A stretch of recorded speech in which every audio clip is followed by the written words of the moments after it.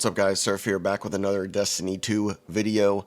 This one is going to be a hunter build that is going to be based off of Void, which you should be bringing into the day one raid, which is probably going to be King's Fall. This one's pretty much going to be on becoming invisible and making your teammates invisible, kind of helping you stay alive as much as possible in contest mode. If you enjoy the video at any time, make sure you leave a like and make sure you subscribe for more content. And with that being said, let's get into the video. Starting off with the super here I'm going to be using will be Shadow Shot, Morbius Quiver. Basically, your tether puts a void anchor on enemies, weakening them and suppressing them for you and your allies. Fire 2 volleys of 3 void arrows, seek nearby enemies, and then Shadow Shot makes targets volatile and increase damage to tethered targets. Then going on to the abilities, we're going to be using Gambler's Dodge. You can use this to dodge enemy attacks, and then dodging near enemies will recharge your melee ability, which is going to be very, very important to this build because we are going to be using the melee ability quite a lot here. Movement ability, you can do really whatever you like. I'm just going to use triple jump because it's the best. And then for the melee, we're going to use the only melee it gives us at the moment, which is going to be Snare Bomb. You throw a smoke bomb and it can attach to a surface, and then it'll weaken targets on detonation as well. So it'll give them a little bit of a debuff, which makes you be able to do increased damage. And then for the grenade here, I chose to use the Vortex Grenade. It's a grenade that basically creates a vortex and pulls enemies towards them and continuously damages them as well. You can kind of use whatever you like here. I think Vortex Grenades will probably be the best thing to use in the day one raid though. And then going on from there, moving on to the aspects, we're going to be using Trapper's Ambush. Activate Quick Fall to spend your melee charge and to dive on the ground to create a large smoke cloud on impact. Targets caught in the cloud are weakened and then allies are made invisible. So pretty much this is going to use our melee ability whenever we're going to jump into the air and we're going to slam down on the ground, make everybody invisible, and then of course it's going to weaken the targets to be able to take increased damage. And then the second aspect we're going to be choosing is going to be Vanishing Step. Dodging makes you invisible, so this one's super straightforward. Every time you dodge, you become invisible, which again is going to help your survivability in contest mode and any other in-game harder content. And then this will only give us 3 fragments, but it's alright. The build is strong enough without 4. The first one's going to be Echo of Persistence. Void buffs applied to you, like Invisibility, Overshield, and Devour, have increased duration. It does give you minus 10 mobility, so you're going to have to make up that mobility somewhere else, but the increased duration is well worth it. And then for the second one, we're going to do Echo of Obscurity. Finisher, Final Blows grant invisibility. That's going to give you plus 10 recovery, which is a nice little bump there. So if you're fighting up close and you're getting close to death, you can lower an enemy's health and then finish them to kind of back up and cool off while you're invisible. And then the third fragment we're going to be going with are going to be Echo of Remnants. Your lingering grenade effects like the Vortex Grenade, Void Wall, Void Spike, and Axion Bolt have increased duration. Again, that's kind of another reason why I picked the Vortex Grenade, just because it's going to be up for a little bit longer. And grenades here are going to be pretty important. Real fast, if you're enjoying the video, make sure you leave a like, make sure you subscribe, comment down below on what you like about the build or what you want to see next, and then we're going to move on to the stats. So the stats I normally will recommend is going to be Resilience. I would say, since you're a hunter class and it's all about movement for this, you have to have that 100 mobility. 100 mobility is really, really important. Second, I would say try to get Resilience up as much as possible.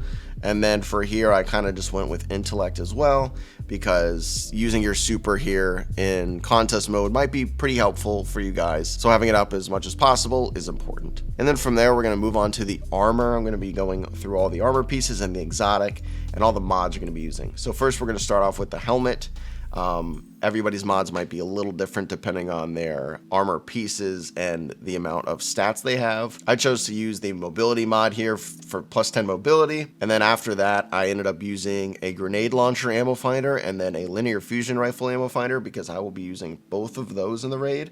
Again, that's something you can kind of swap out with whatever weapons you're going to use. I'll recommend weapons here at the end, but these are the 2 I'm going to use, and ammo is going to be very important, so I have these 2 on.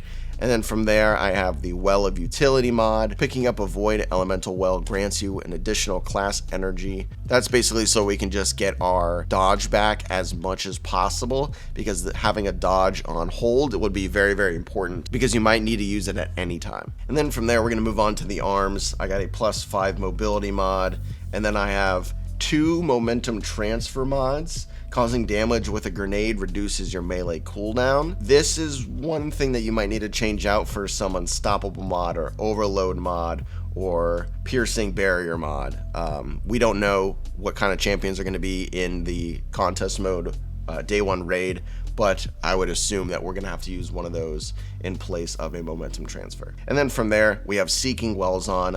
Elemental wells you create move across the ground toward nearby players, so you and your teammates will get effect from this, anybody using well mods. And this will help you kind of keep your distance so you don't have to get incredibly close to enemies as well. And then moving on to the chest armor, this is where the exotic is. We're going to be using the Omni Oculus. The armor perk here is Beyond the Veil. You gain a second smoke bomb charge and you have damage resistance while invisible. You make an ally invisible and then they gain damage resistance as well. And then you also gain melee energy. So this is very, very crucial to this build that we are trying to go for to kind of help with damage resistance and to make ourselves and our allies invisible. Here I use another plus 10 mobility armor mod because my armor for hunters suck. And then from there, we aren't sure of the name quite yet of recording, but there will be a seasonal chest armor mod that will reduce incoming solar and arc damage from combatants. That is the one that you're going to be putting on here. I believe it's going to be a 2 cost. And then from there, to match it all off, you can have the incoming void resistance damage mod here too. And then from there, Reaping Wellmaker would make a great 4th pick. After activating your class ability, your next weapon final blow on combatants, spawn a void elemental well so you can get wells pretty constantly if you're using your dodge. And then from there, moving on to the leg armor, again, we're going to be using a plus 10 mobility stat. Then we're going to be putting the Invigoration mod on, which reduces melee cooldown each time you pick up an Orb of Power. And then, of course, we're going to be using Absolution, which reduces all ability cooldowns each time you pick up an Orb of Power. And then last, we're going to do the Elemental Armaments mod.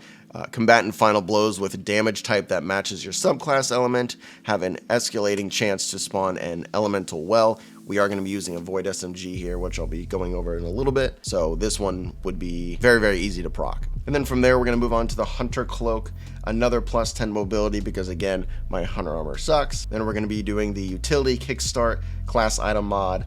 We're actually going to be using 2 of those. When your class ability energy is fully expended, you gain class ability energy. That stacks, so we're going to be using 2 of that. And then going on to the last one, we're going to be using Font of Might, picking up an elemental well that matches your subclass energy type, grants a temporary weapon bonus to that same elemental type. So when we're going to be doing void damage, we're going to be picking up void wells, and then we're going to be able to output more void damage, which also will be able to stack with our buff from our melee attack. And then just going to go over the weapons real fast. These are all kind of just recommendations of what I will be using. Most likely I'll be using, in most encounters in the contest mode, I'll be using Wither Horde, which is just going to be really, really good for ad clear and possible DPS depending on what we're, going to be going into. And then for your secondary, I think it's very important that you have an ad clear gun that is going to be void. So here I'm going to be using my funnel web I have. My role is going to be Subsistence and Frenzy. Basically, I'm able to get a little bit of a damage boost, plus be able to get ammo back in my mag when I get a kill. And then onto the heavy. I'm not exactly sure on exactly which one I want to use because it kind of just depends. I might just bring out Storm Chaser, but I also might use Cataclysmic. And then I might use a rocket, maybe like Palmyra or something like that. It just kind of depends on what content we're going to be doing at that time. I will be switching out throughout, but the main thing here I would recommend would be Funnel Web is a must on this build. And then honestly, Wither Horde is just too good to not run. So this build synergizes really, really well. You're going to be able to get yourself and your allies invisible while also having damage resist, while also putting a debuff on enemies. So this one is very, very safe to play, especially when you're going to be running it on day 1 raid contest mode. If you like the video, make sure you leave a like, and then make sure you subscribe for more content. Maybe in the comment section, let me know what you want to see next. Bunch of more build videos coming out for you soon. With that being said, hope you enjoyed the video, and I'll catch you in the next one. Peace.